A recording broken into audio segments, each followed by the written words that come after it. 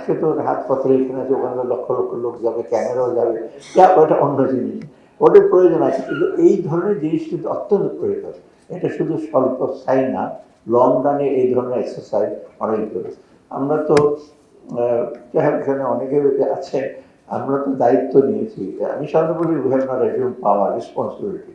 পাওয়ার না তো ট্রানজিশন তো ভেতরে গিয়ে যা দেখছি, সেটা ডেপুটি গভর্নর এখানে আছেন, অর্থ সচিব আছেন, আর আমি হরহামেশা টের পাচ্ছি কী ছিল ভেতরে 15 বছরে। এটাকে আমরা একটু কারেক্ট করতে চেষ্টা করি, সংশোধন করতে চেষ্টা করছি এবং সঠিক তথ্য দিতে।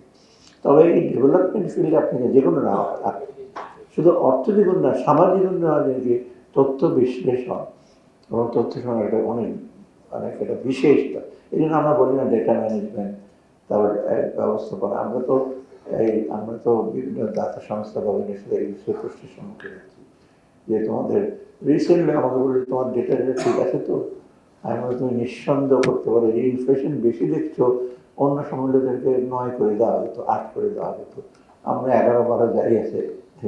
তো অর্থাৎ আমি ওই প্ল্যানিং মিনিস্ট্রি বলতে আমার কাছে যা আসছে হুবহু তাই পাবলিশ করতে বলেছি, এবং আমরা এগুলো কোনো কারচুপির ব্যাপার নেই। সত্যকে আমরা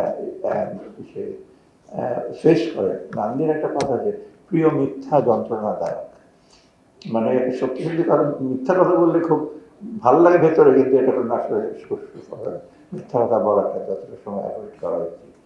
আরেকটা জিনিস, আমাদের ব্যাংকিং সেক্টর তো আপনার জানেন যে অবস্থা, ব্যাংকিং আর্থিক পুঁজিবাদেরও একই অবস্থা।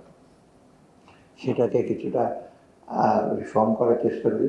কিছু যন্ত্রণা থাকবে, বিশেষ করে পুঁজিবাজার নিয়ে, শেয়ার মার্কেট প্রাইস কমে যাচ্ছে, পুঁজিবাজার চেয়ারম্যানকে কি রিমুভ করো, মিছিল হচ্ছে, তার হিসেবে হচ্ছে। আমি এই ব্যাপারে অনড়, বলছি তাকে রিমুভ যাও, সেটা আমার পরিচালনা করে। যে কিছু যন্ত্রণা দিতে জেড ক্যাটাগরি শেয়ার যদি বিক্রি হয়, যার অস্তিত্ব নাই, মহানন্দে শেয়ার কিনছেন, এই প্রিজামটিভ ভ্যালু মানে নিয়ে কিনলাম ওই কাগজ, কদিন পরে কাগজটা আপনি ওয়েস্ট পেপার হিসেবে ব্যবহার করবেন। এগুলো একটু কষ্ট হবে, এবং এই জন্য আমি দায়ী না, বিনিয়োগকারীদের দায়ী করছিলাম।